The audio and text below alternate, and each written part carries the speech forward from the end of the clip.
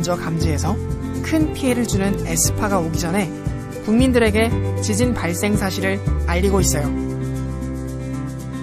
보다 많은 사람들이 지진 피해를 최소화할 수 있도록 다양한 수신 매체를 통해 지진 정보를 전달하고 있어요.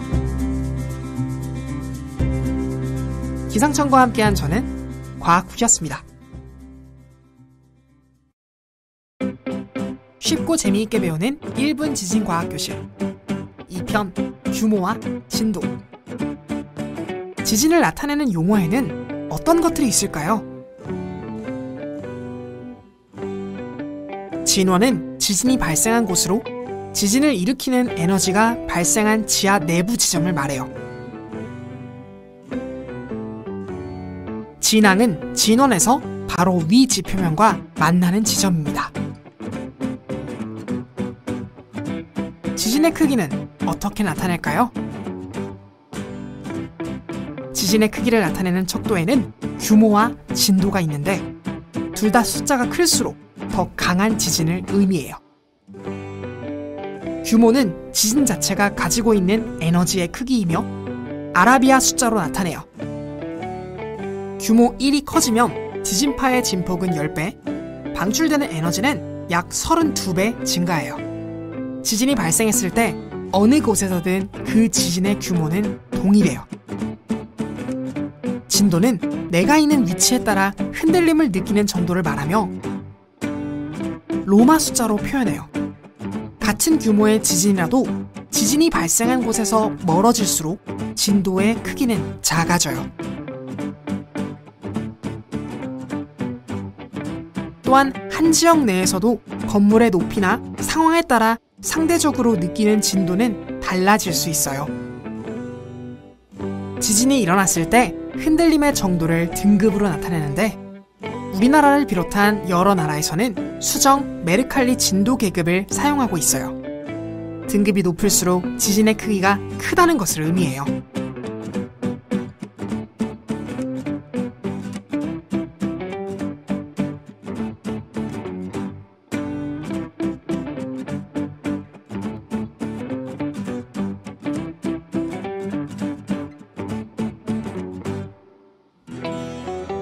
진도 정보는 17개의 광역시도별로 제공하고 있으며 기상청 모바일 웹, 날씨누리 홈페이지에서 확인할 수 있어요. 기상청과 함께한 저는 과학국이었습니다. 쉽고 재미있게 배우는 어린이 지진과학교실 3편 지진 통보 기준. 지진이 발생했어요. 지진 정보는 어떤 기준으로 발표할까요? 지진이 발생하면 지진 관측소에서 감지된 지진파가 기상청으로 실시간 전송돼요. 이렇게 전송된 지진 자료들을 분석하여 국민들에게 지진 정보를 전달해요. 기상청은 지진 규모에 따라 지진 조기 경보, 지진 속보, 지진 정보로 구분해서 통보해요. 먼저 지진 조기 경보는 지진파의 속도 차이를 이용한 것으로 속도가 빠른 P파를 먼저 감지한 후 큰 피해를 주는 S파가 오기 전에 지진 발생 사실을 알려주는 시스템이에요. 규모 5.0 이상 지진이 발생하면 신속하게 지진 조기 경보를 발표하고 규모 3.5 이상 5.0 미만 지진일 때는 지진 속보를 발표해요. 그리고 규모 2.0 이상 모든 국내 지진에 대해 종합적인 분석을 통해 지진 정보를 발표해요.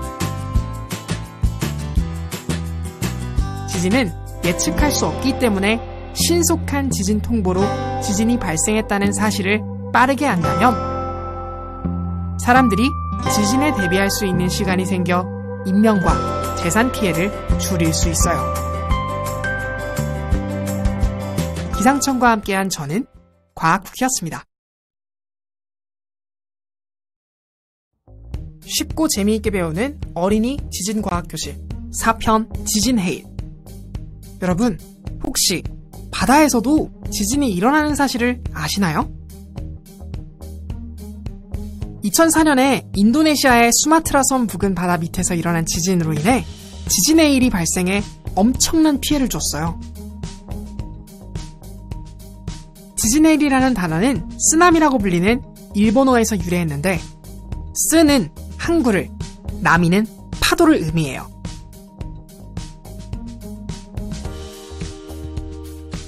이 용어는 1896년 6월 일본 산리쿠 연안에서 발생한 지진의 일 피해가 알려지면서 세계 공통어로 사용되었어요. 지진의 일은 해저에서의 지진이나 산사태, 화산 분출이나 운석 낙하 등으로 인해 해수면에 급격한 높이 변화가 생겨 멀리까지 빠르게 전파하는 현상이에요.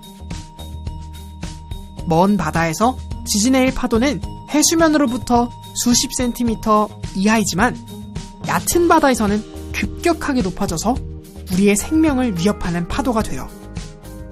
지진의 일의 전파 속도는 수심이 깊을수록 빠르고 수심이 얕은 해안가로 갈수록 느려져요.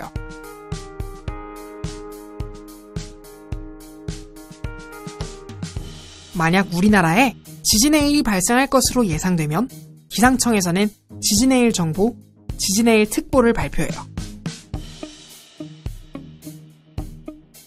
해안가에서 지진을 느끼거나 바닷물이 갑자기 빠져나간다면 지진의 일이 발생할 수 있으니 신속하게 해안에서 벗어나 지진의 일 긴급 대피 장소나 튼튼한 건물 3층 이상으로 올라가야 해요.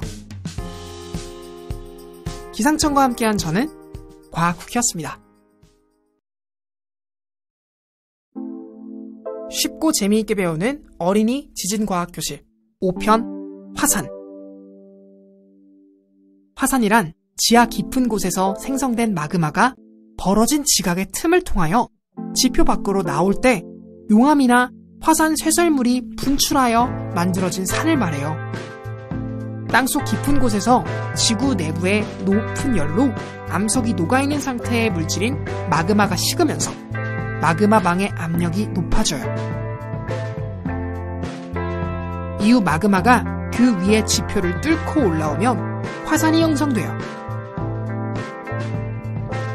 이때 마그마가 지표로 나와 액체 상태로 흐르는 물질을 용암이라고 해요. 화산이 폭발할 때에는 화산재, 화산가스, 화산탄 등도 발생해요. 화산은 용암의 특성에 따라 종상화산, 순상화산, 성층화산으로 나눌 수 있어요. 점성이 높은 용암이 멀리 흘러내리지 못하고 종 모양으로 만들어진 종상화산, 점성이 낮아 흐르기 쉬운 현무암질 용암이 멀리 흘러내려 완만한 경사를 가진 순상화산, 용암류와 화산재 퇴적 등이 복합적으로 쌓이면서 형성된 원뿔 모양의 화산을 성층화산이라고 해요.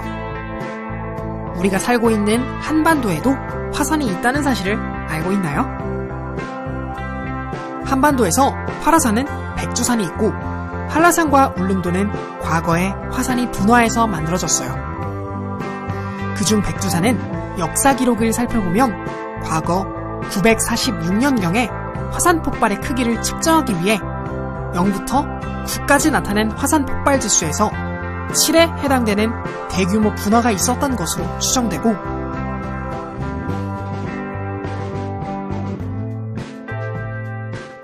이후에도 여러 번 분화한 기록이 있어요.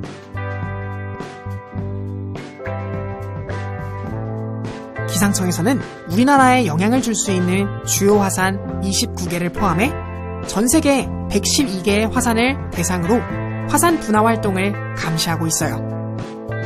만약 화산 분화로 우리나라에 영향이 있을 것으로 예상되면 화산재 특보를 발표합니다.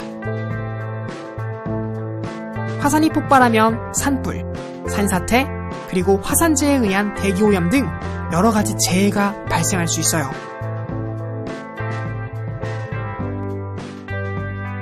화산 폭발 시 우리의 생명을 지킬 수 있도록 대응 요령을 잘 숙지하도록 해요.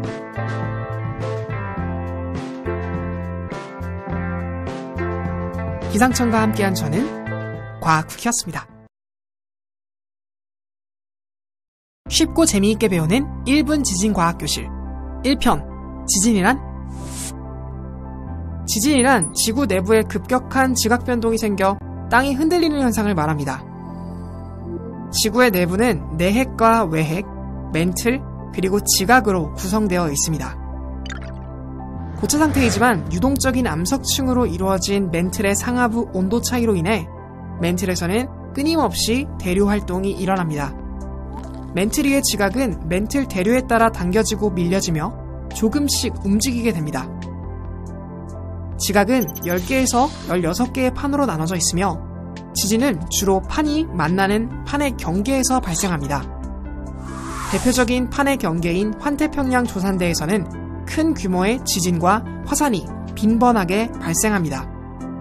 세계의 지진이 거의 이곳에서 발생하여 불의 골이라고 불리기도 합니다. 판의 경계에서는 판이 서로 부딪히거나 밀고 포개지면서 지각 내부에 힘을 축적합니다. 지각의 탄성 한계를 넘어서는 순간 지각의 약한 부분이 급격히 파괴되고 땅이 갈라지고 흔들리게 되는데 이것이 바로 지진입니다. 지구 내부의 에너지가 우리가 살고 있는 거대한 암석 기반의 땅을 움직이고 또 그러한 움직임 때문에 흔들림이 발생한다는 사실이 정말 놀랍지 않나요? 기상청과 함께한 저는 과학쿠키였습니다. 쉽고 재미있게 배우는 1분 지진과학교실 2편 단층과 지진. 단층은 지각이 힘을 받아 버티지 못하고 끊어져 서로 어긋난 지질 구조를 말하는데 이는 탄성 반발설로 설명할 수 있습니다. 스티로폼을 양쪽에서 힘을 주어 밀다 보면 결국 부러지면서 소리와 진동을 느낄 수 있는데요. 암석도 장기간에 걸쳐 주변의 압력에 의해 서서히 변형이 일어나는데 지층에 더 이상 버틸 수 없을 만큼 힘이 축적되면 지층이 끊어지고 단층이 됩니다. 단층이 발생할 때 지진을 동반합니다. 지진을 일으키는 에너지가 발생한 내부 지점을 진원이라고 하며 진원에서 수직으로 지표면과 만나는 지점을 진앙이라고 합니다. 진원에서 발생한 지진파가 사방으로 전파되어 지표면이 흔들리면 사람들이 인지할 수 있는 지진이 됩니다. 단층은 단층면 기준으로 두 암석의 상대적인 움직임에 따라 크게 4종류로 나뉠 수 있습니다. 단층 경사면을 기준으로 위쪽 암석을 상반이라고 하며 단층 경사면의 아래쪽 암석을 하반이라고 합니다. 정단층은 단층의 상반이 내려가는 단층으로 양옆에서 잡아당기는 힘을 받아 형성됩니다. 역단층은 상반이 올라가는 단층으로 양옆에서 미는 수평적인 압축력이 작용하여 형성됩니다.